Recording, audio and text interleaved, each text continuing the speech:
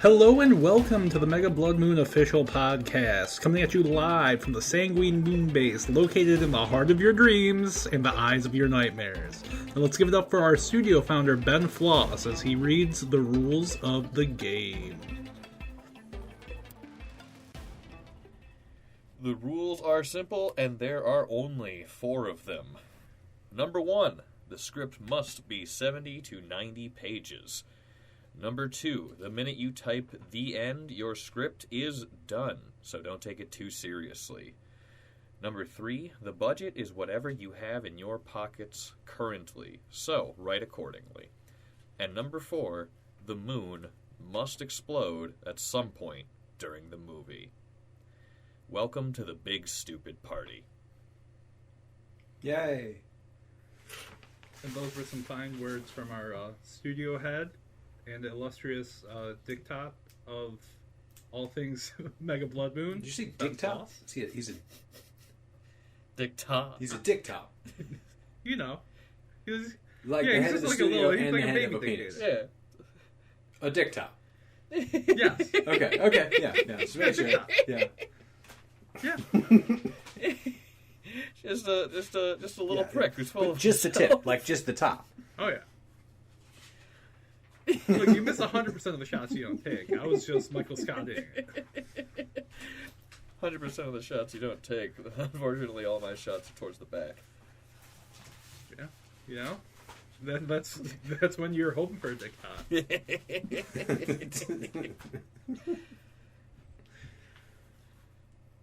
So, Zach brought in 8 different, paragraph breakdowns of ideas today. Tony has an idea as well. I have brought nothing to the table. So, of all of these ideas, the 10 options, I'm going to roll a d10. And whatever number it lands on, that's the one we go with. In the notes app, I numbered them all. Yeah, you're number 9, I'm number 10, and then it's very skewed towards Zach. I'm going to be real with you. If this was a casino, Zach would be the house. The odds are really good for him. Yeah, but here's the thing. What if we get that 9? Shit. Then you got it. Then you got. I kind of like the idea of 10 and just nothing.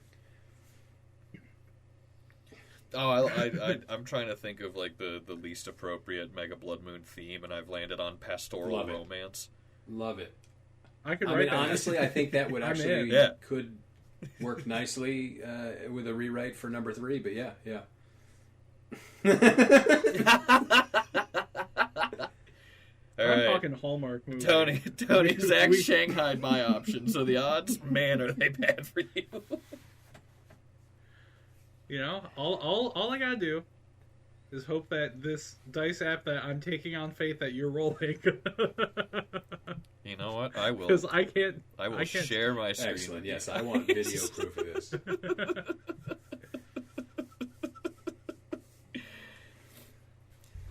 I know it's on Get an out 8 of my right way, now, but don't worry. No, Time Dot is an important cast member of this podcast. I mean, Time Dot is just essentially our line producer. I can't see your screen. I'm upset. Well, Oh, I can see a screen, so you only have my biased advice. well, It'll be okay. he said, she said if it's not a 9. Zach, if I'm going to be real with you, you have 1 through 8.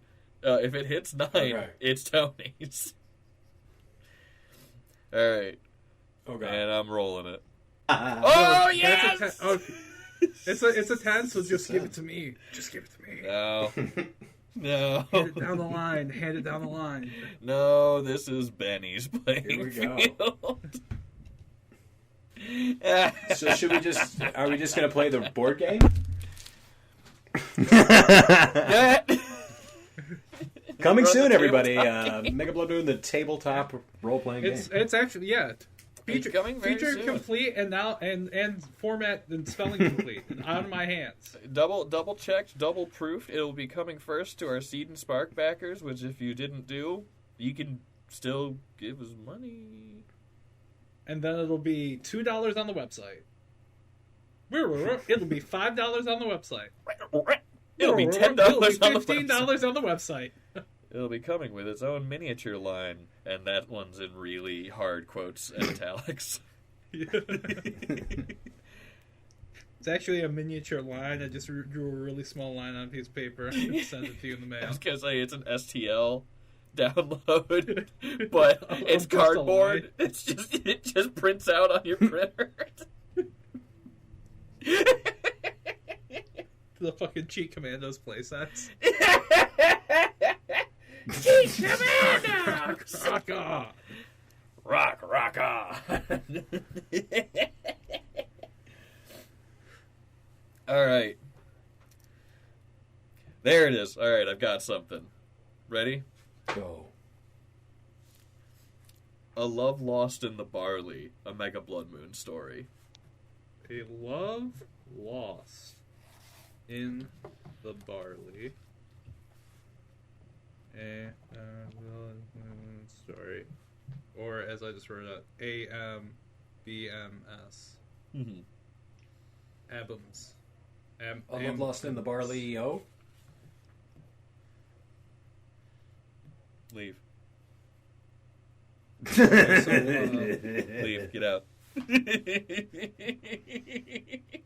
All right. Do you have any thoughts past that? No. We open 1930, Oklahoma. Oh wow! Okay. I was thinking more Some Irish, Dustbowl. but I like it. Yeah.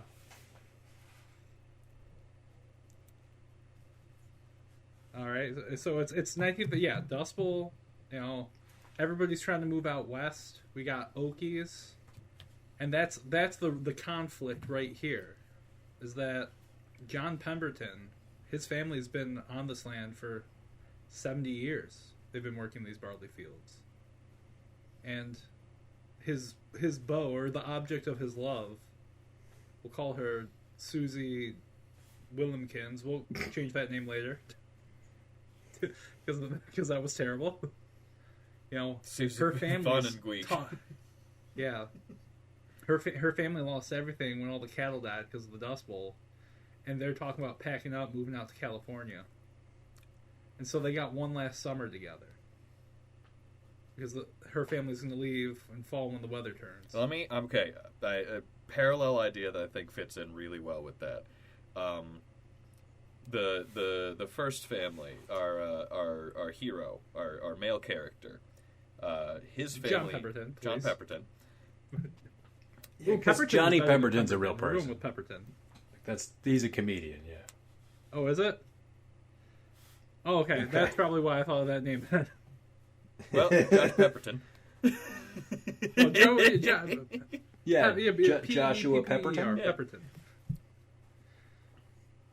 So they're seeing the writing on the wall, right? And they're trying to make out, but they're in too much debt to the company store to be able to afford to leave.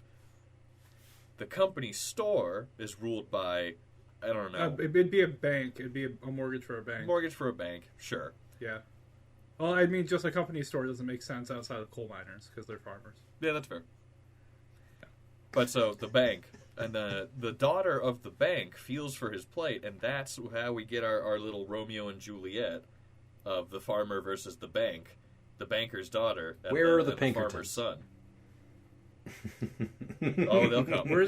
Don't you worry, they'll be Pinkertons. Are you suggesting a love triangle? Because there's the girl who's going out west too. The girl, yes, okay, love triangle. The girls who's going out west. 1, 2, 4, close. Because our main guy could be trying to chase the girl going out west, and then meet the banker's daughter.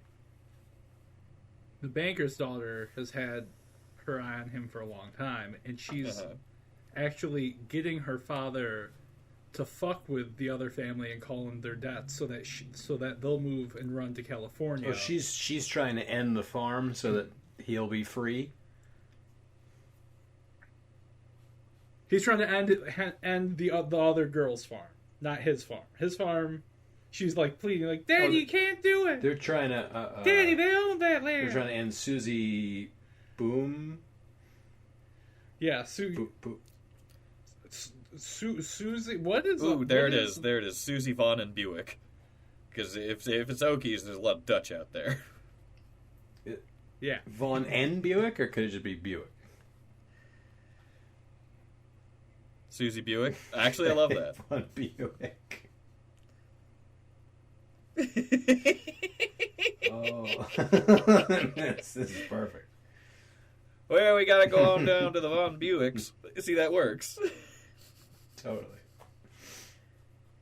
Just think about the Von Trapp family.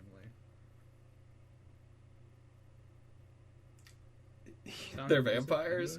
Now hold on, no. Tony. Tony, you may have just touched on something. Here's the thing. I was trying to figure out what the supernatural aspect was, and it was either that the Barley was going to eat somebody, or vampires is always a good idea. Ow! So there's actually vampires, or if there's no one to tend, maybe either Von Buick or Pepperton, their land, they aren't just farmers. They're preventing something else from getting off that land. But since the bank bought it out, they can no longer live there. Oh no! The evil banker wants to harvest it. There it is. He wants to harvest the energy from under the Susie Von Buick's family farm. There it is. And okay, so Papa Von Buick, right? His parents died in a tragic, some sort of threshing accident before they could tell him what was living under the land. Mm-hmm. Like, they taught him all the rituals to keep it at bay, but they didn't tell him what it was or why they were doing it. He thought that was just how they farmed. Oh yeah, no, the rituals have been lost to time. Yeah. So that's why he's willing to be like, fuck it, we'll give up on the land and go to California. Mm-hmm. And meanwhile, the bankers push him in that direction because he's like, I need them magical mysteries under the old land, under the threat of the Pinkertons, and we can get them in. Maybe the Pinkertons burn the farm, and that's how he loses the rituals or a building. Yeah, he could hire the Pinkertons to just terrorize them. Yeah, I think the Pinkertons should just be the bankers' hired goons, right? Yeah. I mean, they can be off-duty Pinkertons, you know. Yeah. Well, and you could if you are a bank, you can hire the Pinkertons to be your goons. It's been that way since their founding. Well, if you got the money, you don't even have to be a bank. If you got the money, yeah. You can get Wizards of the Coast last year or 2 years ago literally hired the Pinkertons to fucking go after some kid because he leaked like 2 unreleased Magic cards that he took like pictures of at some fucking festival. The Pinkertons. Yeah, they're still around. Yeah, Pinkerton Global Investigation Industry, or not industry, companies still exist. Heinz, all I'm saying is that we should hire the Pinkertons to just stand outside of Mike's house.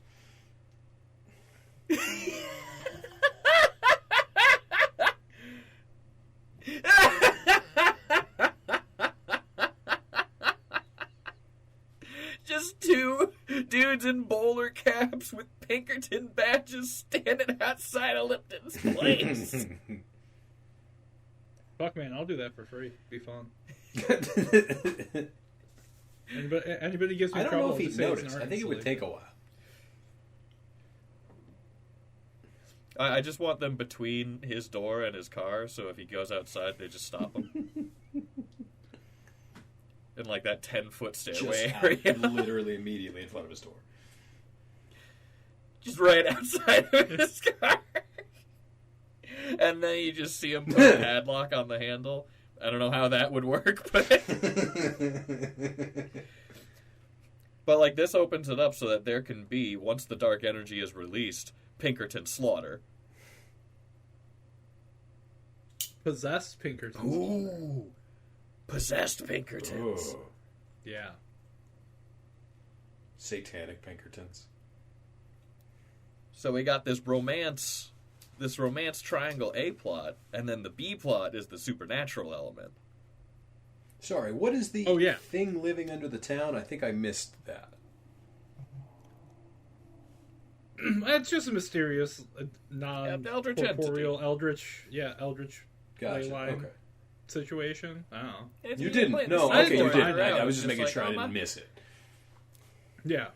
Oh, no. Oh, no. No, I'm going more Lovecraft in the indescribable thing. Mm-hmm. Well, like there's something down there. All you need is just John Pepperton being like, "Why y'all doing that in the crops?" "Oh, well, that's how my family been doing it for generations. Gosh darn." Yeah. Exactly. Because then we have a little bit of intrigue where John starts figuring it out. Okay. And putting the pieces together about the banker. Interesting. While also dealing with, the Dust Bowl.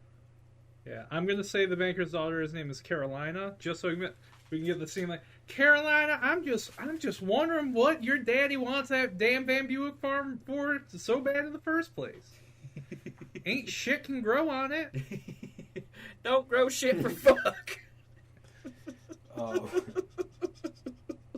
Ideally, Jim Cornette is the banker. Oh, fuck, man. Hell yeah. In a perfect world, we have whatever amount of funds it takes to get Jim Cornette to shoot for 2 days. Just in an office, just for 2 days. Just, and then just when everything goes bad, we get one last shot of him going, ah!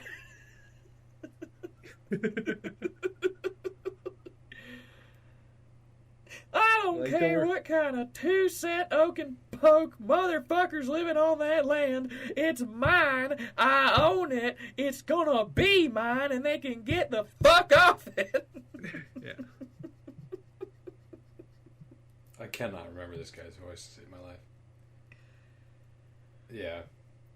Please, take a minute to look up. Yeah, like what I know Jim what he looks like, but I can't like. remember his voice.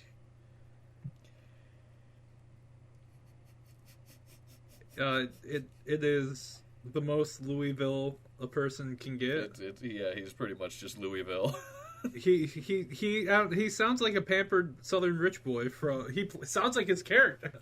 It's like I can't describe his voice because it just is what you think of when you think of like a rich oilman's son, but. Maybe not a rich landowner's son. Like the bratty rich kid wrestling promoter with mommy's money buying up wrestlers. Yeah. Gotcha. The southern brat turned manager with mommy's money. Mama Cornette. Yeah, okay. Mama Cornette was always willing to shell out money. Mm-hmm.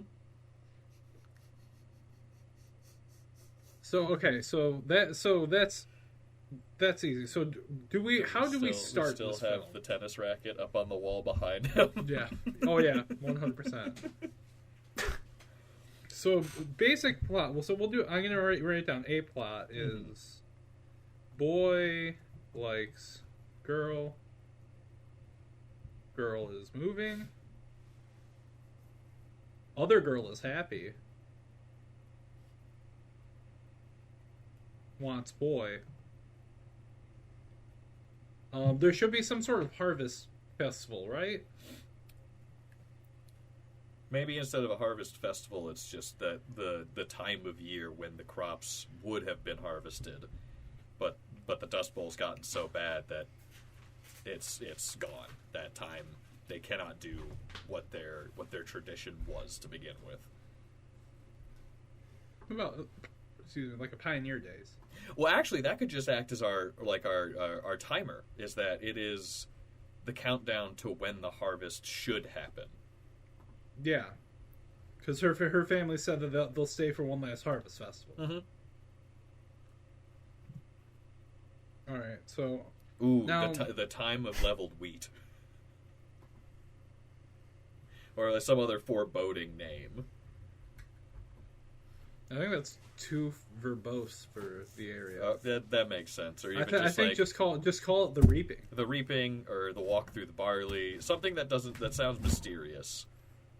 Maybe not as menacing, but just like a little hint of like, that's an odd thing to say. The cutting of the barley? I mean, that's pretty obvious.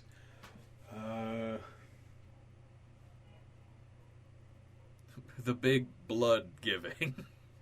I'm just picturing the cleansing of the barley. I think this is the second time I brought this up. But you know when Timothy Dalton shows up in Hot Fuzz, he says, "I'm a slasher of prices." You say, "The reaping of the barley. I mean, yeah, that works. I think it's just where you put the emphasis. It's almost time for the reaping of the barley. Oh. Yeah, it's a seasonal crop rotation. But everybody says it with a ... Mm-hmm. And they don't know that's part of the ritual. It's how they pronounce the festival. It's all part of it. I wouldn't want this in the movie just because it would be a little too, like, thumb to the audience, get a load of this, but just having one person be like, we pause for a while after we say the first part. Have we ever... Why don't we say just the full thing? What you mean? Yeah. The ellipses is tradition. There's ellipses in there. It's traditionals. Yeah. Ellipses in these hills. Yeah, someone from the outside is like, so there's reaping in the barley, and they're like, whoa. Yeah. Whoa. Yeah. Whoa, slow down. I thought you said you wasn't a city slicker. Ain't nobody calling it the reaping of the barley. It's the reaping. Of the barley.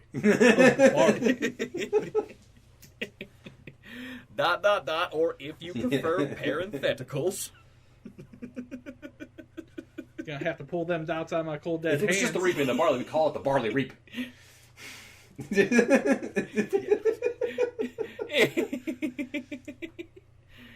Clutching a book of punctuation in his hands. It says, pregnant pause of the barley. It says here in the town ledger, the reaping turns the page of the barley.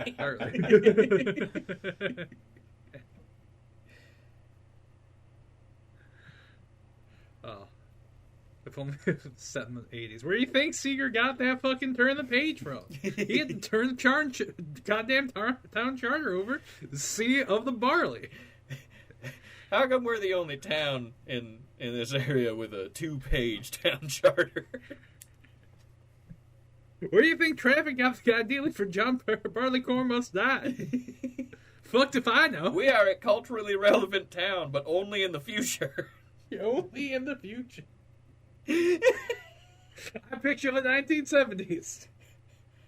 That I would love to have like a soothsayer character who knows exactly what won't be relevant in 10 years.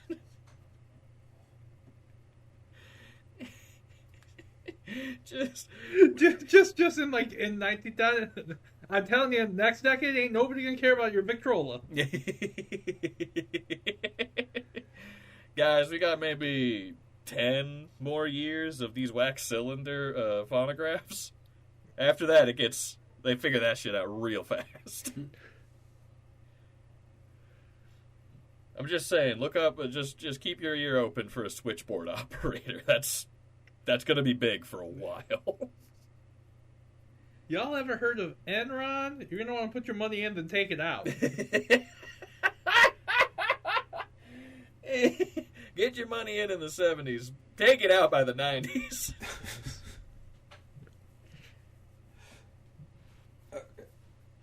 Okay, so, and then I'll write down the B plot is banker wants land. Fellas, we struck oil out in Texas. Don't matter at all. They're going to find oil in Iraq. What the hell is Iraq?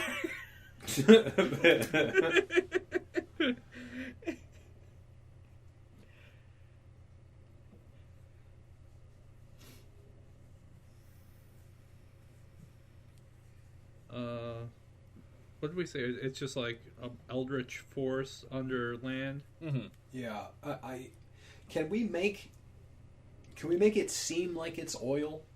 It feels like it should be oil. I feel like the misdirect of there's something under the town that we want. Yeah, 100%. Yeah. Yeah. Oh, that's a great motivation for the bank to want the land, because they're like, they've been protecting all this oil that's there, and that would bring this town to a boom town and make me a millionaire. Well, no, that's that's the banker's cover story, because he knows it's the man. Well, okay. I'm not. I think it would actually work better if he actually thinks it's oil, magic and he was just acting. Oh, okay, because then, and then he just blunders into my it. thought is, what if the daughter is with what's his face and sees something or hears something about the stuff under the land, mentions it to her father offhand, in a way. She's trying to sabotage the property, and she sees something, and then tries to warn her father, because whatever she saw was not natural. Right, but my thought is that she sees part of a ritual, something unnatural, but also hears them talking about what, the thing they're protecting under the land.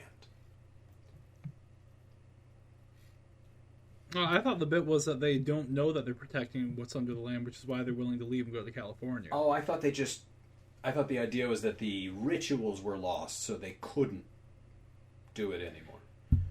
I mean, I think it would. Oh, I think it would work a lot cleaner if it was the Pinkertons trying to kick them off the land and they're refusing to leave, but the boy who's interested in them, in the girl, in the Von Buick, is leaving and wants her to leave with him. But she's dedicated to her family because they're not leaving. Gotcha. So wait, hold on. All right, so this is a page one rewrite, which I'm not opposed to. I just have to X out everything I've written down. So wait, but now you have the Pinkertons as the bad guy and not the bank. No, I think the Pinkertons are just an extension of the bank. The bank is still the bad guy. Maybe to help me get a better handle on this, you do not want the villain of the film to be an evil bank wizard. All right, when you put it like that, that's a hard thing to argue against. I didn't realize he was the wizard. I was thinking it was another person around them that was the soothsayer. Yeah, I had seen him as just like a person who was See, I had it as the banker wants that land because he knows there's that eldritch force that he can feed off the energy of. But he's convinced all of the members of his board of directors that it's oil. Because by the time that they realize he's just sucking up magical power out of that land, it'll be too late. They can't stop him. I mean, shit, that's just a late Act 2 twist when we find out he's a wizard and knew about it. That misdirect. I think that's perfect misdirect, yeah. That's a perfect misdirect. But yeah, I think that is a later reveal. So that way, I don't know. I like the idea of him, the audience not knowing that he's a wizard until later. But No, yeah, exactly. It's all he's sticking to the oil cover story. He's like a method actor. I mean, I'm literally picturing, and then you're fucking Bill the Butcher there. Yes. Yeah. Yes. Yeah. Why can't I remember? Yeah. Fucking. There Will Be Blood, but I'm like, I can't remember the fucking actor's name. Yeah.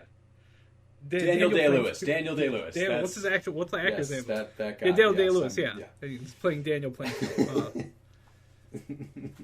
Yes, exactly. But he's secretly a wizard, and that works with what you said, where his daughter goes to warn him, and that's the reveals. He's like, Carolina, let me into your true family legacy. Even better if it's Jim Cornette. And then the doors shut behind her with an unseen force. Uh-huh. Carolina, there's something I gotta smarten you up to. Yep.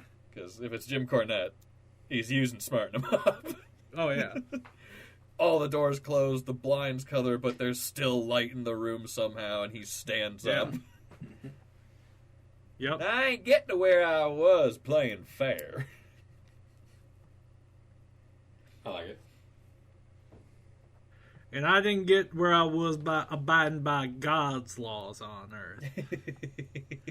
Carolina, Because y'all ever read the Bible?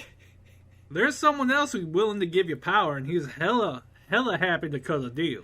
Carolina, you might be a little shocked to remember that you ain't never met your granddaddy, or your great-granddaddy, or your great-great-granddaddy. That's because there's only ever been me, Carolina. He's like 500 years old. Sucking up magic juice. Sire and heirs. I like it. I have no complaints with having the "it's always been." I've always been your daddy. I don't know if I would put it like that. Just like I've always. And I'm gonna keep being your daddy. Not like that. Not like this. Not like this.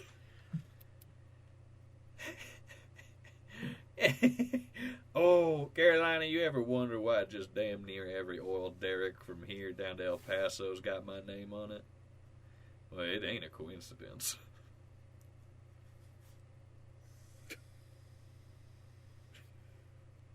My name, Jonathan Texaco. Carolina, Texaco. Carolina, Texaco. Carolina, Texaco is a heater of a name. Absolute belter of a name. You said that so the bank owner who wants oil's name is Texaco? Yeah, Jonathan Texaco.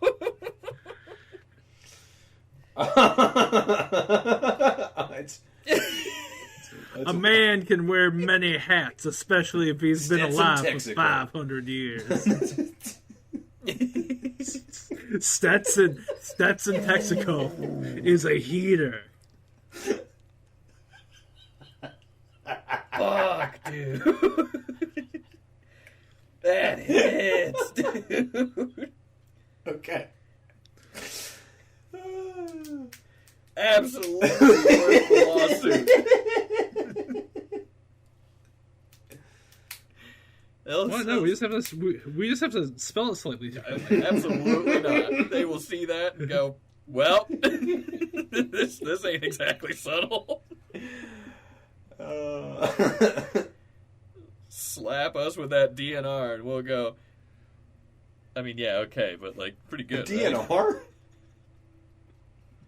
Yeah, that resuscitate. Yeah, dude.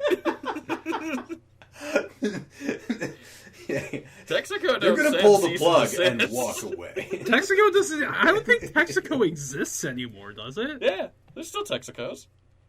Oh, is that I like... don't know is if it it's West Coast only. I mean... Maybe. It's just regional. You know, they've kind of divided up the entire world at this point. I mean, if we wanted to, I think Sinclair is another one we could use. Honestly, really, Sunoco. I'm not Stetson Fast Track. What's the one with the car? No. There's one Speedway? that like always Hesco. Stetson Speedway. Hess, the Hess trucks. Hess. You're thinking of Hess. Yeah. Hess. Yeah. The Hess truck's back and it's better than ever for Christmas this year. Right, but I mean, maybe it's Stetson Texaco, and then his daughter's name is Hess for short. I don't know. Caroline's I'm good, not though. trying to open up a mom and pop bank. Carolina, quote unquote, Hess Texaco. I love it. I actually guys, love that. Hold on. Now, you might be thinking that his mom and pop joint is all I got, but no. Stetson Bucky's has plans for an empire. I mean, I like Bucky Stetson, Bucky Texaco. I like But actually, hold on. Hess I think Texaco Bucky's fucking rips, dude. Hess Texaco rips, but I think we could get away with Bucky Stetson if it's Bucky. Bucky Stetson's not bad. I'm just going to put parentheses, gas station after his name. Petrol pun. Carolina Stetson works too. Go straight to jail and then go directly to hell. Can do. Yes, sir. Gunshot sound.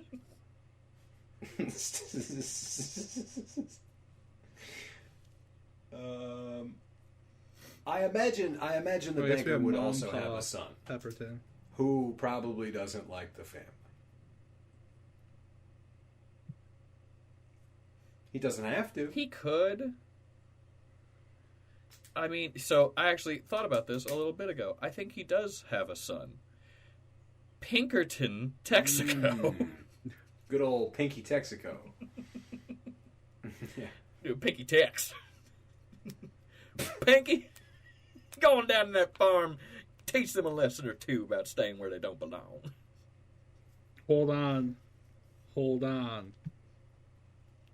I hear the pot boiling on this. I hear the percolation of this thought. We can get a double triangle. Oh, the brother likes the girl. Is like Susie.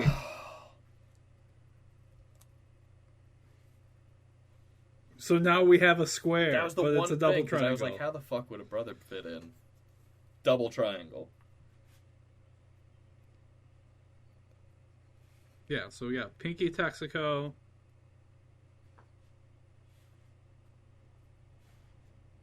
Alright. So right now for characters... Which could then, with the reveal, Pinky Texaco, the black sheep of the family, the daughter obviously being the golden child, Pinky Texaco turns on his father in the last act, knowing that the other man is the right man for the girl he likes. But meanwhile, Carolina... Carolina could just go down the dark path and start taking after Pip. Yeah.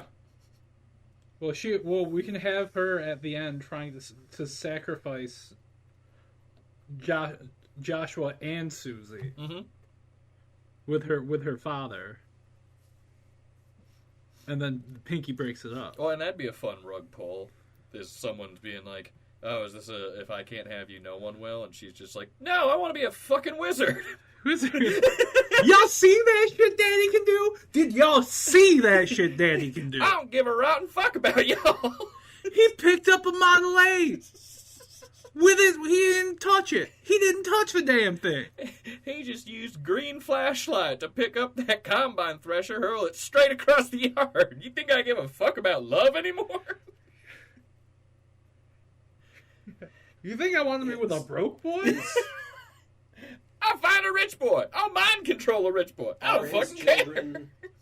Regular aged? Are they older than they think they are? Is that a thing? I think they're regular age. I think it would be cleaner. Yeah, I think they're regular age. Yeah, it's just all his wife died in a tragic accident. Ever since your mother died in that terrible, find out that he's responsible for the terrible accident. Yeah. 100%. 100%. And that's what causes Pinky to turn. Yeah.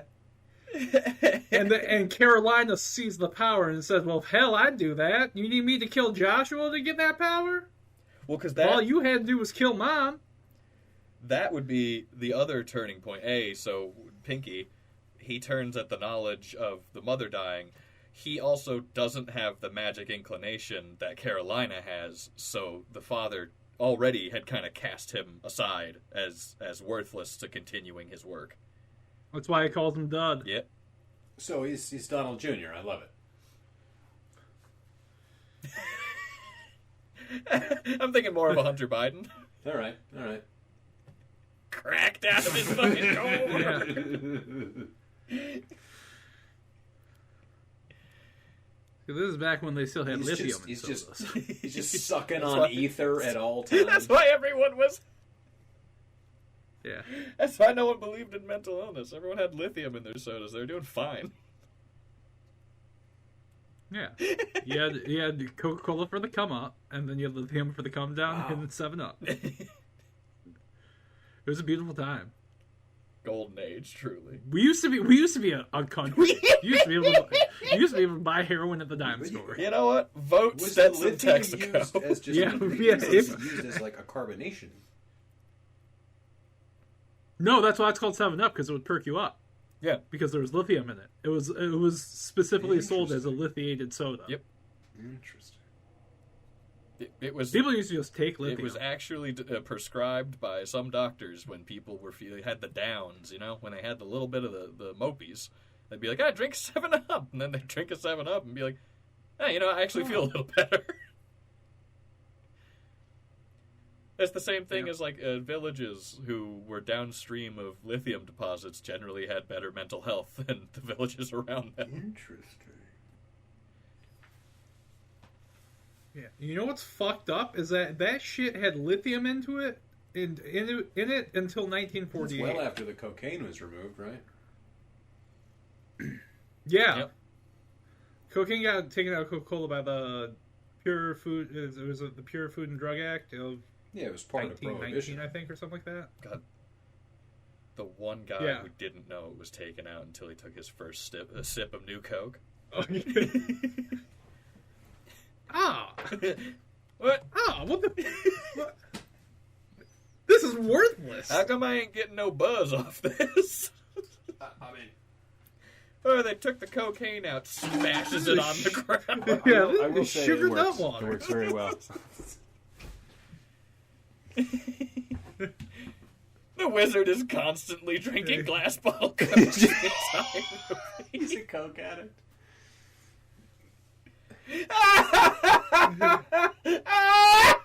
Yep. Yeah. Don't worry, darling. I'll balance this out with some 7-Up in a Can't seem to get minute. enough of these things. Oh, also, when I said John Pemberton, I was thinking of the inventor of Coca-Cola, as it turns out, because his name is John Pemberton. Because you said there's a comedian named John Pemberton. I was like, I don't actually know who that is. He's in Fallout, the show. That does. But yeah, that's interesting. See, multiple John Pembertons. Or related. We might. I think he might have It's some sort of famous grandfather or something. So. Oh, apparently JohnPemberton.com is a trumpet and piano guy famous from Minneapolis, so I'm way off. I've never heard of him. Oh, so this John Pemberton's been in a bunch of things I've seen. Gotcha. I just didn't Yeah, didn't kind know of who like he looks was. like a little kid. He's got a super baby face, yeah. Yeah. Yeah. Is he the little brother in Fallout? No, he plays one of the soldiers. Yeah, he's one of He's the the Brotherhood of Steel guys, yeah. Oh, okay. He's like the asshole one that gets left behind. Yeah. Oh, yeah, Well, you're I right. mentioned You're right. that, Yes. yes, I was going. Yeah. First episode, Oh, yeah. Yeah. Oh, I have. Oh, have you not seen all of it yet? I don't know if our listeners have. Hey, I don't give a so fuck it about turns spoilers for out something that came out 8 months ago. everything goes bad in the apocalypse, and every character you like dies. Yeah, I mean that's a good premise, I think, for Fallout. But what if the only character I like is Walton Goggins? That's the only character I like in that show. That's the only character a lot of people like, and some people like a little too much. Yeah. Oh wait, no, hold on. John Daly. John Daly showed up, and I was like, "Yo, that's John Daly. He's the snake oil salesman." Oh yeah. And I was like, "I'm a big John Daly fan," so I was like, "Hey, if only they let you do Don DeMello." They will never let him do Don DeMello. No one will He ever let him do Don DeMello. He was allowed to do Don DeMello once on Bajillion Dollar Properties in their last season because they knew that CISO was going out of business, but they still got to finish out their order. But like there's a whole bit in Bajillion Dollar Properties where he's trying to sell his horrific mansion, and they sent one of the women realtors over there, and he's just describing all of the fucking horrific things that's happened to the girls he takes back there. The girls. Yeah, a little too wide for the alligator pit, but I think we should get you in the piranha tank. You're a little too wide for the alligator pit, but I think we could get you in the piranha tank. You know. Like fantastic. Santa gets a little sick, Santa gets a little sick and has to go upstairs, and then you bring out the girls. Then you bring out the girls. It's the fucking bunny ranch upstate. Yeah. Oh yeah, dude. Oh, it's oh man, when he's going into describing his Rocket fucking bunny ranch, it's so fucking funny. At a certain point, you can kind of hear him start to think to himself, how far can I go with this? And every time. It turns out farther and farther and farther. Yeah. I mean, by the time he's talking about Cactus Tony being side by side and flipping through the way, yeah, like it's a book in a library, you're just like, my God, Andy, you're gone.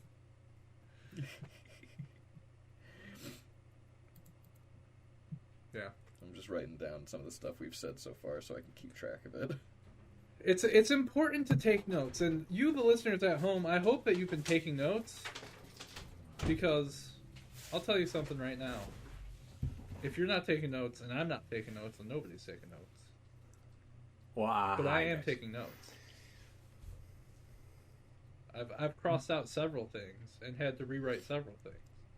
But there are notes. I usually take notes where it's like there's pertinent stuff on every page, but if we've decided on something new, I just put a line between the previous notes and the new notes.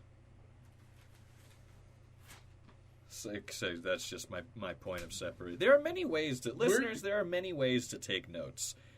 Mine is the wrong language. Way. Shorthand was a big thing for note taking. What are you, a stewardess? No. I believe the term is stenographer. Stenographist? Oh, that's a fun one. A Mega Blood Moon that focuses on a stenographer. Oh, man. Next episode. Yeah, dude. Wait, actually, write that down for next episode. Yeah. We gotta finish this shit first. The court reportings from the other side. Oh, dude, a stenographer as a court starts to slowly turn to madness, and they're the only sane one, and they start to just try and document what's happening. Or no, the stenographer has to be for Hell's Court. Stenographer They as well. They take a stenographer. Next episode, Stenographer Demonica. We're naming it like an isekai. I was a normal everyday stenographer. Then I got kidnapped by the Lord of Hell and brought to be his personal court aide. If we ever get to the point where we can hire either Felice or other animators to start making Mega Blood Moon isekais, I cannot wait for that. I got like 50 of them written already in my brain. I was a normal boy until I saw the light of the Mega Blood Moon. Now I woke up on a new world and I have to find my way back to my family. I was hit by a 747 and I woke up in a new world and everyone around me is rodents except for me, but I can control them with magic. Yeah, I am the fucking Piper. My broken level 1 power is that I can control rodents in this new land. Doesn't that kind of make you like a Disney princess? The naming. Oh yeah. I mean, dude, the naming conventions of that shit, it would totally fly. It's like Cinderella, but if she could talk to the Skaven from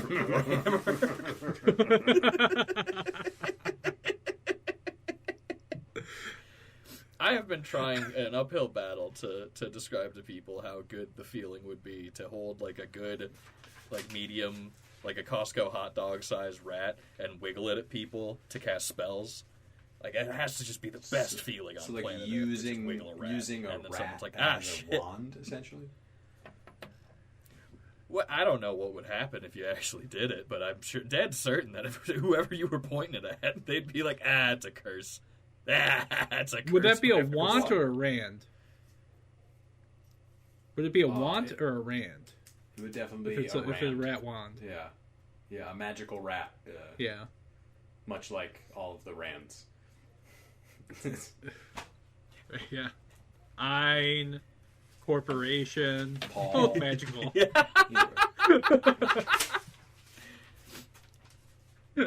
Hey, showing up to Hogwarts with a rat. Not like Ron because he had a 50-year-old. Yeah, I was gonna say, didn't somebody do that and that rat was a person? Yeah, but like instead of holding a wand, just holding a rat and all of your magic. It's just like a Gatling stiff gun. rat. It's like. I think you got that rat in the holster. Face down in a holster, its legs kind of moving every once in a while. Yes, that's exactly what I was figuring. You pull it. Yeah. Oh, yeah, it's a live rat. He's very well trained. Yeah. Wingardium Levy, rat power. Just quick draw a rat. It opens its mouth. Fucking spell comes out.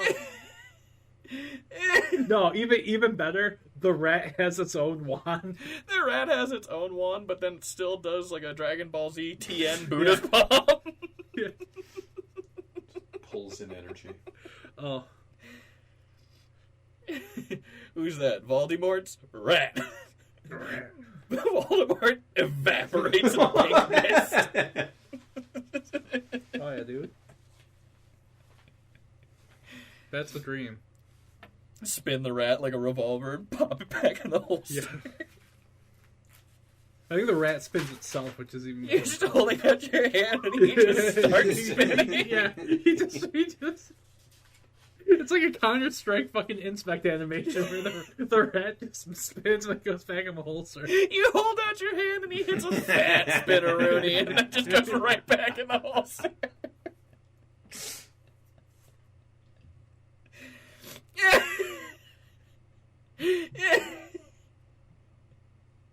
Rat attack is the best feel. I've been trying to tell a couple people recently how good that would feel to have a rat weapon, just a rat in your hands. That is threatening.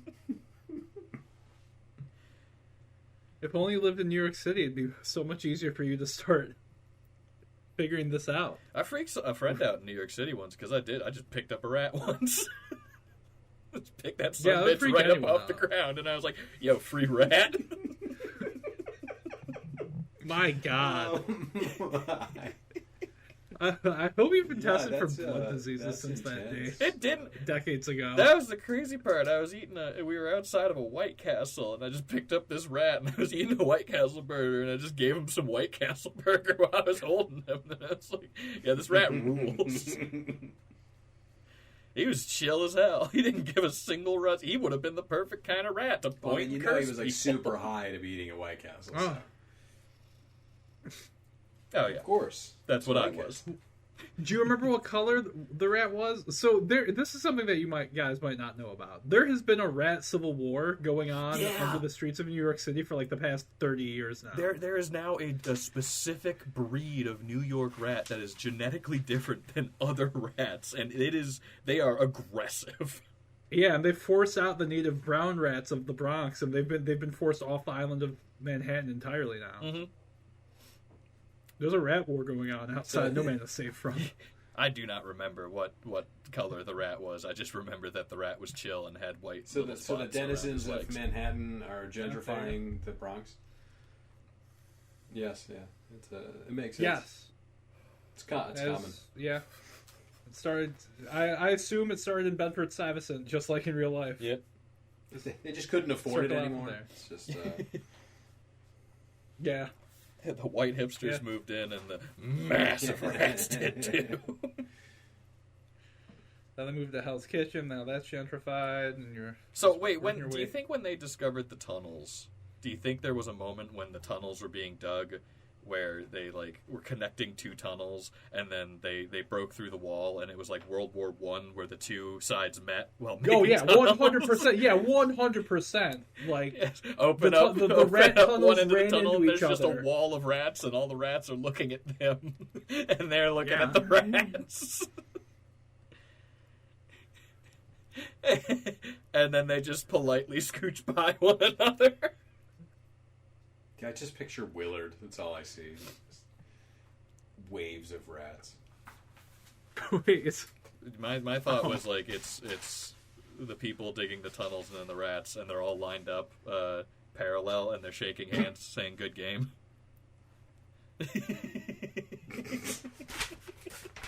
And then at the very end, there's a rat just like a goalie, and a rabbi dressed like a goalie, and they shake hands and keep going.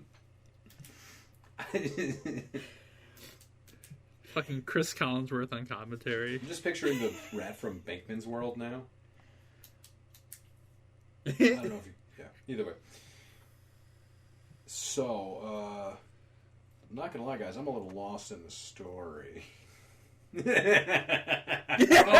Okay. See, that's fine. We're gonna take it from the top. Yeah. All right. We got Joshua Pepperton. All right. He's in love with Susie Buick. It used to be Von Buick, but they dropped the Von. Yeah, I actually think I need to make a diagram.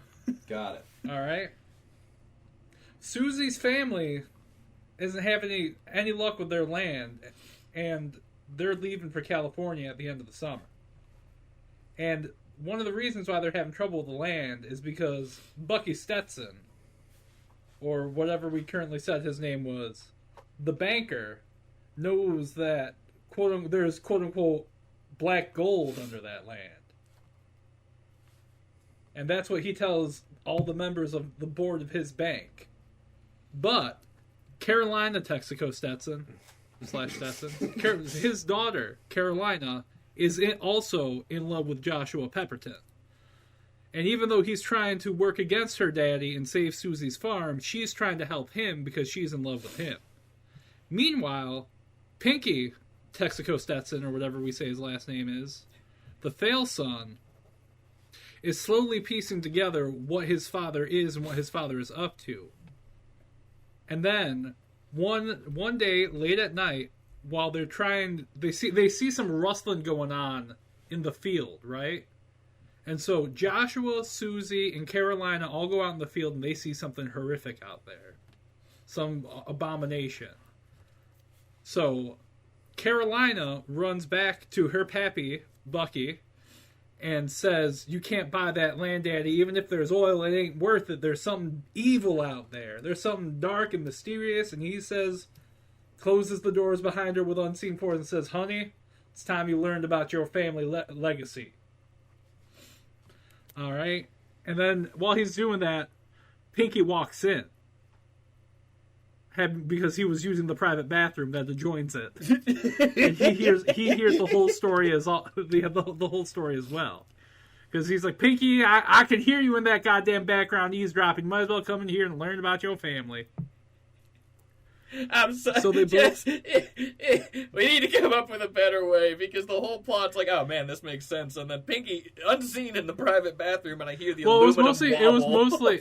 Well, No. It's mostly because in the moment I was like, Pinky needs to be there. Yeah, no, Pinky does need. More to be importantly, there. No, I think Pinky just follows her in because she's shouting so loud. Yeah.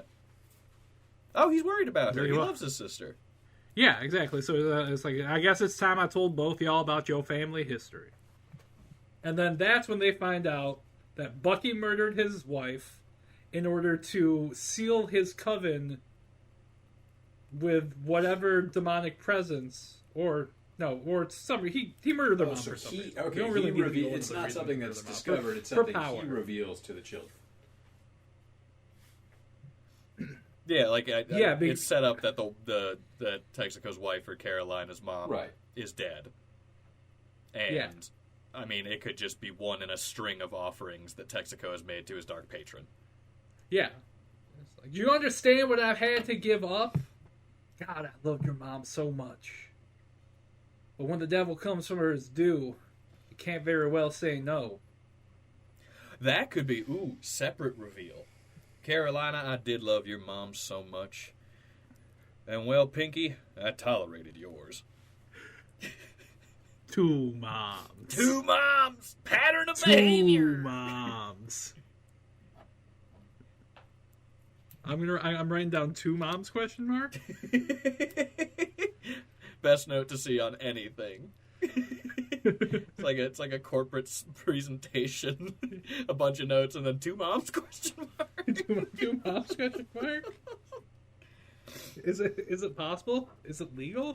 Not in the 30s. Not in the eyes of the church. Not in the eyes of the church. Well, some churches. In the 30s, some churches. Okay, so in the meantime, while all of this is going on, he's hired the Pinkertons to help force the Buicks out. Do we think it's okay? I think what they see is one of the Pinkertons getting possessed by the malevolent spirit. Mm-hmm. Because they go out into the field and they're like, "Them goddamn Pinkertons, they're gonna fucking light the fields on fire." then your daddy can take this land, Carolina. We gotta go stop him. I was actually gonna bring that up. What if there was more of a sinister control aspect to Texaco with the Pinkertons? And I don't want to say undead soldiers, but he is a wizard. I think they could be part of his thrall. So we got Pinkertons under thrall, which makes it even scarier because they're under his thrall, but then one of them gets possessed. Yeah. And that's why I can be like, Carolina, I appreciate you bringing this to my attention. Now there's some things I need to bring to you and your brother's attention. Well, and that could be the thing, is that them seeing that could be his moment of, oh, I need to act a lot faster. Yes. Whatever it is, it's angry. Yeah, we must accelerate this timeline. Yeah. All right. And then, I guess we need some sort of emotional climax and actual climax. So we have Carolina teams up with her dad, and she convinces Josh and Susie that they're going to solve the issue for good, when really those two are going to be sacrificed. But Pinky, who also loves Susie, intervenes in order to save them. Now, do we want it to go? Do we want evil to win and the moon explodes, or do we want them to save the world? Or, I mean, I guess save the farm from Bucky Stetson. What is the role of Pemberton right now? What's he doing? Pepperton. We had to change the name for legal reasons, remember? Pepperton is there to serve as both he's the romantic lead, so he's the object of lust for Carolina and for Susie. So he's helping drive them forward, but also he's there to save Susie. Initially, so as we he's think, not really involved before he becomes in any way other than no. Carolina is in love with him, so Carolina keeps showing up to hang out with both of them because she doesn't want Josh to spend all this time with Susie. So Carolina's got a car and keeps driving out to hang out with him. No, yeah, because she's the rich girl. I mean, I'm just wondering about the turning point of Carolina. Is it just the power? Does she find out about? So I've got something. Let me bitch you with this. So. I think it's just the power, because having it, like... I think I've got it where we can have the moon explode and we got our turn. I think it's more fun if it's just like, I can be all powerful. Why the fuck would I care about you Oak people? Okay. So, on that note, here's what I think happens. What we got is Josh is trying desperately... Because to me, otherwise, I mean, not that we can't do cliches. Yeah, I have been trying to interject for like 10 minutes now. Oh, yeah. Because I think I figured it out. Both the moon exploding, Carolina's turn, and why Josh decides to stay to help Susie. Because Josh at the beginning wants to take Susie to California. No. Susie's family is going to California. Oh, no, we had talked to Susie's family staying. Josh's family is leaving. Yeah, that's where I was kind of confused because I was like, "What?" Susie's that family. That is none of what I had written down. No, I had it as Susie, because Susie's family is the one who has the plot, right? Yeah. So then follow me on this, because I think it's a pretty good strain of logic. Susie's family is staying no matter what because of this cursed earth. They don't know what it is, but they know they need to stay. Josh's family is leaving, and Josh wants Susie to come with him, but Susie doesn't want to leave. Carolina, I don't know. But in being interested in one another, Josh stays the night at Susie's, where he gets an apocalyptic vision of what is on the land, confers with Susie, and Susie says, "We all have that same thing, and it's been getting worse. We need to know why." They're staying there now. Josh is dedicated to staying and figuring out what's wrong.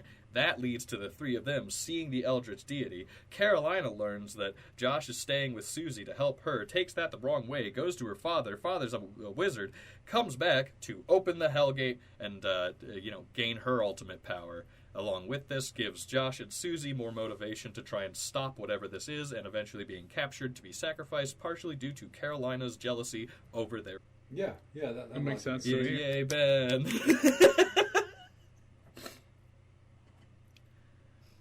Because then go. My only thing is I liked the bit of her just craving power and not caring about the relationship. I think after that, once she sees actual magic happening, just throwing away, like, she immediately abandons all earthly pursuits and is like, fuck that, I can learn magic. And I think that can absolutely still be at play, but just to have that almost cliche love triangle moment of, like, they see the Eldritch thing and Josh immediately, jumps to make sure Susie's safe and doesn't come for her, and she's feeling a little scorned, finds out she has wizard blood and is like, oh, I don't give a fuck about any of that now. Okay, why don't we sacrifice them? In your version, though, we don't have any use for Pinky, so should we get rid of Pinky? No, Pinky's around. Those were the three characters I was focusing on. I think Pinky still fits in, especially with Susie. There's just a lot of interstitials where Pinky can fit in. Yeah, basically, JP and Susie lose Carolina as a friend, but gain Pinky, kind of. Because Pinky turns on his father, right? That's the idea. Yeah. Yeah. Or at least rejects his father. Because his father already calls him the dud. And that's because he can't do magic. I mean, Pinky could be part of the, Pinky could be part of the, hey, Susie, you should get off this land. My father's not a great person, and he'll do whatever he can to take this from you, and I don't want to see you get hurt. Have him be a lot more of a gentle voice of reason, but still operating under his father's logic, only for that, throughout the course of the movie, to be tainted and ultimately broken through the reveal of the mother's death. And, maybe have him be the jealous one. Where he's like, I don't like Josh. Oh, well, no, his jealousy is why he shows up to save him, because he wants to show that he's the better man, because he can save her. I like that. She rises. Does he eventually get magic? Can't find a better man. Does he eventually get magic? What's up? Okay. No, he's the dud. He's the dud. He's the dud. He's the dud for a reason. Carolina does get some magic. Right before she dies. Right before she dies. Which, fun little twist. Stetson, Texaco, sacrifices his daughter the minute things start going south for him. Hell, Pinky! You're gonna save my 2 sacrifices? Shit, pulls out a pistol, just shoots Carolina in the head. I only needed 1. 2 was just to be sure. I like putting a padlock on the deal, not just sealing it. Yeah. And that way we don't have to worry about actually blowing up the moon, because in the apocalyptic vision, there's where the moon explodes. Oh. Yeah, that's what I'm saying, is that when the moment Josh and Susie have that solidifying, Josh is staying here, and even have his family leave so that he is now, like, committed to this. But him being on Susie's land gives him the vision of what's to come, and all of Susie's family is trying to figure out that, like, A, that's not good, and B, we should probably figure out what's going on here. Gotcha. Kind of taking it from this is just how it's been, to, this is a little different than normal. I think we should look into this. I like the apocalyptic vision. I just feel like, didn't we do that in the last one? Isn't that how we got in the moon? Or no, we had the actual moon. Yeah, the moon exploded in the last one. No. All right. Well, I mean, not to drag us back on track. Son of a bitch. I'm a railroading son of a bitch. I'm just like a robber baron. That's what they call me. It's why I have a mustache and I twirl it maliciously. Not to kidnap you and hold you for ransom back on task. Yeah. Not to tie you to a set of railroad tracks while I speed over you with a question about the ending of this film. With a Union Pacific load of Back on Track. Yeah. A transcontinental. So does Bucky Stetson succeed? Or does he fail? I think he fails. I kind of like the idea of this ending with Josh and Susie actually having like a happy ending. Yeah. Okay. So we end with Josh. Pinky's driving. Josh and Susie are in the back seat. Then that means to me that the end of the movie for Bucky is him getting consumed in the barley.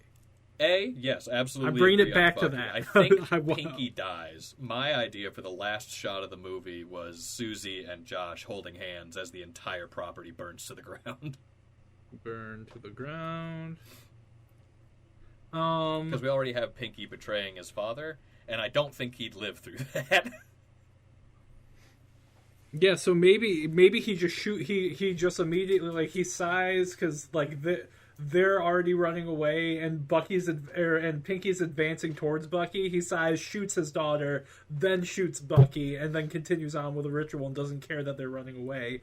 They set the fucking lawn on fire in order to delay the ritual, but that causes it to backfire on Bucky. Bucky gets consumed by the barley. They drive away in Stetson's car as the property burns behind them. Love it. Okay. Well, and that gives Susie a great moment of just like, if he wants to split the property so bad, he can fucking have it. Yeah. Splashes kerosene all over shit and just sets it on fire. Yeah. Yeah. Yeah. It's perfect. Oh! And she uses the lucky Zippo that Pinky gave her to light the fire. I like that. I like that a lot because that's a good moment in the previous where Pinky gives her the Zeppo and be like, hold on to this, it's a good luck charm. Yeah, I think you're gonna need it. Yeah, perfect. That's a bingo, as we say in the business. It's a different business than you guys. You guys wouldn't know about it. It's in Canada. We met over the summer. Yeah, we met. I met that business over the summer. You don't know her. You wouldn't know her. Yeah.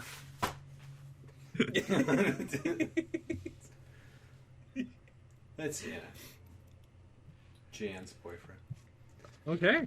So and then. Oh wait, hold on. We need prophetic dream. And then we have the titles of Love Lost in the Barley. Mm-hmm. And it's actually referring to the familial love. Mm-hmm. And not of the titular lovers, because they come together in the barley and escape. Mm-hmm. All right. Anybody have any additions? No. Not on my end. I think we rounded it out pretty well. Anybody have any subtraction? X to the power of 3. Oh, well, you ruined my next joke, so...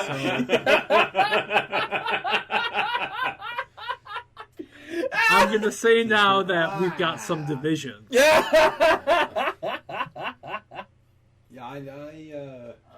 Any exponentials? I think I'm still confused, but I don't think it matters. And what are you confused about? Yeah. No. What's up? This is what we're here to talk about. This is a place of confidence, even if it's undeserved. Confidence, not competence. There is a difference. I did not take good enough notes, I guess, or organized enough notes. Would you rather have us hit the show your work segment and go over it again, and then you can raise questions? No. In a new segment that we're now calling Q's for A's. Your ass, my play. No, I'm good, honestly. I think we could... I mean, there was I'll a good couple to the moments where and see if I can we were just...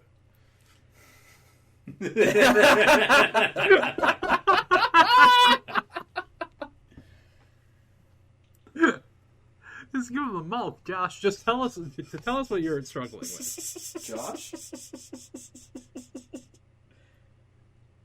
Josh Pemberton? Tell you what I'm struggling with. Welcome to the news section where we all struggle. I'm just okay. Peppertons are leaving. Yes, we flipped it to the Peppertons are leaving instead of the Buicks. Peppertons are leaving. Buicks can't leave because they're quote unquote tied to the soil, bound to the land. And the banker and the banker's daughter and the rituals lost to time. Is that still going on? Is there still? Yes. Are they still actively fighting the thing under the ground or trying to control it, the Buicks, or is that something that the Stetsons are doing? So the Buicks are like doing the ritual, but without the knowledge of why. It's kind of like just like any tradition where you just do it enough so that it just becomes something you do and not whatever the original meaning was is irrelevant now. So they just do it. And what is it? It's literally just how they farm. Yeah. Like the odd patterns that they do for like planting crops and like how they space everything out. It's ritual magic through action. Okay. Which honestly, as like a visual motif, having their farm being one of the only ones with plants still on it would be an interesting thing to do. If we could do an overhead shot where you realize the whole thing's set up like a pentagram, it'd be dope as fuck. There it is. But since they don't know the true meaning of that, they're not speaking the words of power. They're just doing the act of ritual, which is why the energy's growing more and more malevolent. So they're doing right? Yeah. Because they're only doing half the work. Mm-hmm. Okay. It'd be like if you went and saw Shakespeare in the park and people were just acting through the scenes but not saying anything. Like, you might be able to get the meaning, the gist of it, but you won't know exactly what's going on. Yeah, I don't know why they keep trying to stab that guy. I had to fight like 6 togaed idiots. Isn't that that's a police squad? Yeah. He shot a bunch of actors in Shakespeare in the Park. Well, they shouldn't have been trying to stab a man in broad daylight. Yeah. When you see 17 white togaed men with daggers trying to stab a man in broad daylight, and so the Stetsons start doing rituals there, but they are different rituals. Yes. So when Stetson shows up at the end, he's trying to use his method of sucking the magic. That's his ritual to absorb. But in the beginning, they function. Yeah. So Stetson knows a ritual how to absorb the power. He just needs to get the land free and clear, so nobody's there to see him do it. Also, to get them off the land because they're acting as the only wards preventing him from being able to do this. Yeah, they're He's looking for Gozer or Zool okay. Yeah. Yes. Very, very much. Well, I guess it'd be more like Vigo, right? Because he wants. Actually, it's not like either Ghostbuster because he's the evil wizard. He's like Saruman. Yeah, he's like Saruman. Okay, I thought there was one that was trying to get a hold of or either way, be possessed by another power. Well, no, they got possessed. Because remember, Rick Moranis becomes the Keymaster. I'm talking about number 2, and what's her face is goofy dude.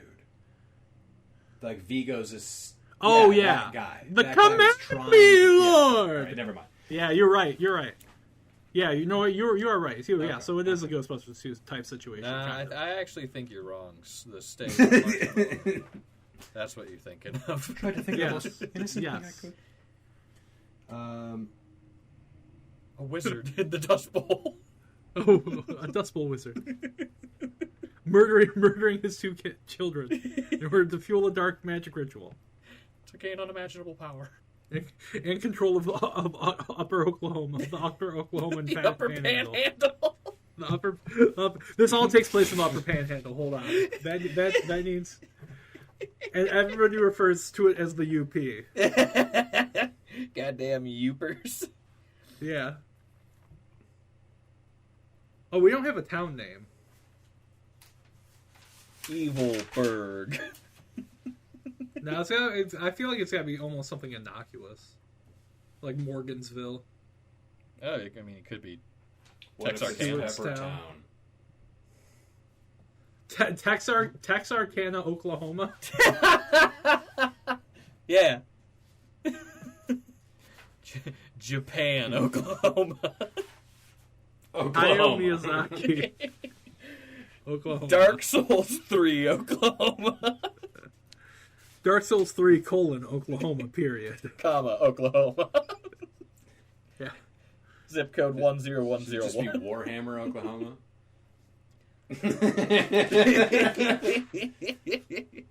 What about What about Ocala? Okalla.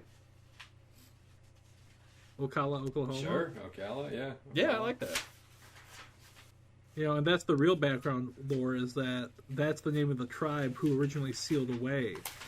Okay. Ooh, and the evil. Buicks are descendants If we're of going to that do original that, tribe. I would ask that we try and find a real tribe name in the area of Oklahoma. Yeah, probably. I think it's worse if we use a it's real worse. tribe name. Okay.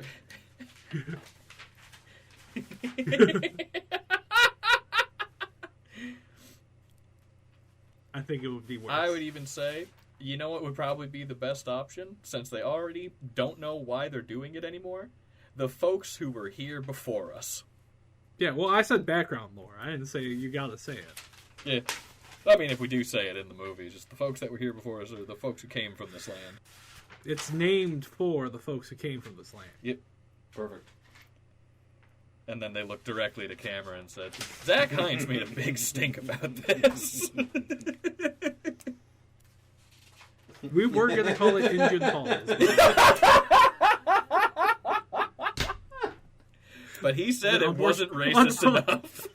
Unfortunately, the Walt Disney Corporation already had that trademarked.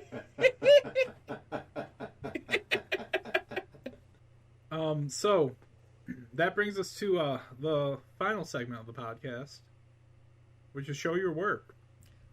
Now, Do we have theme music for this part yet? no, I'm going to make some theme music for it, though. Oh, nice. It's going to be, it's going to sound something like this. Show your work if you dare. Never mind, I just realized I stole that from Cheap Seats. All right, well, can I pitch one? Yes. Show your work.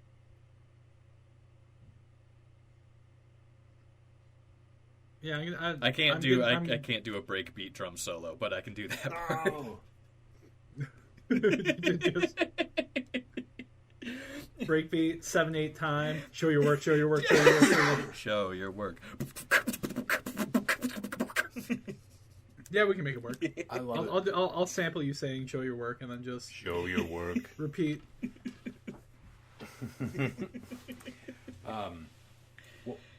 All right. Zach Hines in a diaper running at you with a yardstick. Show your work. Yeah.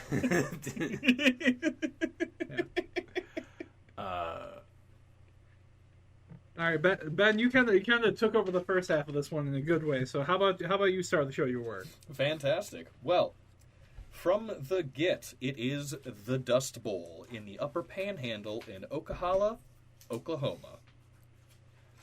We have our major players. What's his full name? Josh Pepperton. Joshua. Yeah. A farm boy who has to leave his home due to the Dust Bowl. Susie Von Buick, or I guess Susie Buick, whichever works. The girl who has caught his eye and his down-home country crush, whose family is refusing to leave because of some ritualistic farm practices that they refuse to stop doing. Carolina, who has a crush on Josh and is the apple of her eye, is trying desperately to get him to abandon being with Susie and take the sensible path and let her dad buy out his farm. Pinky, Carolina's brother, also fancies Susie, but keeps a colder distance from her because he isn't too sure what she thinks about his father trying to buy out her farm, but still wants to be there for her. Overseeing all of this, we have Stetson Texaco, the bank magnate of the town, buying out people's farms as they try to flee to greener pastures in California. He has a specific eye, though, on the Von Buick farm. Something about it captures his obsession and attention. Throughout the story, Josh and Susie are trying to learn more about what exactly is happening on Susie's farm, while Josh desperately tries to convince her to flee with him to California. Along the ride, Carolina is trying her best to keep Josh away from Susie until one fateful night, Josh and Susie spend the night together. But in the midst of a deep sleep, Josh has prophetic dreams of a blood-red moon detonating in the sky. He awakes to find Susie already outside. He understands now why Susie can't leave. Something on this farm is not right. Meanwhile, Texaco Stetson is dead set on convincing anyone he can that there is black gold under that property, and it is his to take. Going as Texas tea. Texas tea. Sorry, you said black gold. My brain was just like, you have to say Beverly Hillbillies Texas tea. Texas tea. Going as far as to threaten calling the Pinkertons in to kick the family off the farm, an obsession that catches Carolina's eye. Worried by this, Carolina meets up with Josh and Susie, and maybe Pinky, and they go to the farm late one night to investigate for themselves, finding something moving through the barley.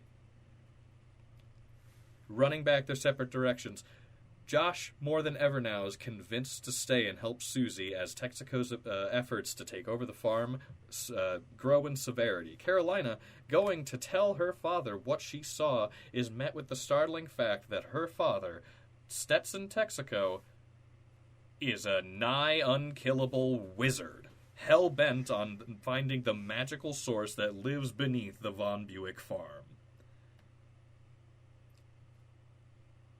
After that, Stetson Texaco reveals to her that she also shares this same wizardly blood, but Pinky does not, revealing to the two of them the actual death of their mother, causing Pinky to separate ideologically and, familially from his father. Pinky, trying to help Susie, and now by extension Josh, goes back to the farm before the Pinkertons arrive. A fricassee unfolds, wherein Stetson Texaco tries by force to take the farm by himself, with Pinkertons enthralled at tow. It is at that moment, when the eldritch being is revealed, Pinky sacrifices himself, throws himself in the way of, stops the sacrifice of Josh and Susie, to which Stetson sacrifices both his son and his daughter to this eldritch thing. Making their way out, Susie and Josh set fire to the farm, nullifying whatever Stetson's magic can do, and the eldritch being devouring him, leaving Susie and Josh driving away from the burning farm. I think I covered everything. I think, yeah. The only question that wasn't answered was two moms, question mark? Two moms? Two moms? I only have it written down once. I gotta write it down twice. Two moms, question mark, twice? Two moms, two question marks? Yeah. All right. And this is where we're gonna open the floor for questions. Any follow-up questions, Heinz? No, I think you got I anything? got that. All right. My follow-up question is... Two moms? Two moms. It really is just two moms. Hey, yo, bud. Two moms? It's the only thing I have written here that has a question mark other than 500 years old over Bucky Stetson / Stetson Texaco / Stetson Speedway / Stetson Sitco / Hess Stetson. Yeah. / Sitco Hess. I got a lot of potential gas station names written down. And it's at this point I really want to encourage to whoever's listening to this episode, young or old, new or small, tall and used. If you ever want to take a crack at one of these scripts for yourself, please feel free to. We're outlining these scripts for not only our benefit, but for inspiration for you to write your own scripts. So please, if any of these ideas in this episode are something that sticks out to you, give us a story by credit. Yep, or concept by. Yep. It's very simple. And if you want to make your own Mega Blood Moon movie, the rules were right out to the top and right here again. 70 to 90 pages. Once you type the end, your draft is done. You don't get to write anymore. Write with budget in mind, and the moon has to explode at some point in the script. Yeah. Yeah. And with that, Heinz, play us out.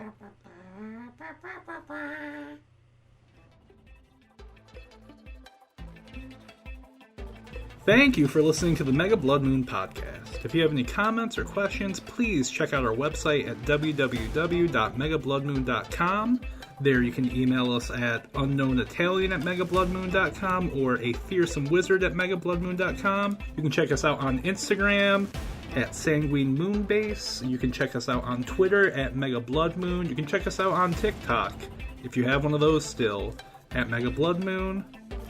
And please, if you have a moment, just leave a comment and a rating wherever you found this. I don't know if it's Spotify, I don't know if it's iTunes, because we're on all of them, baby.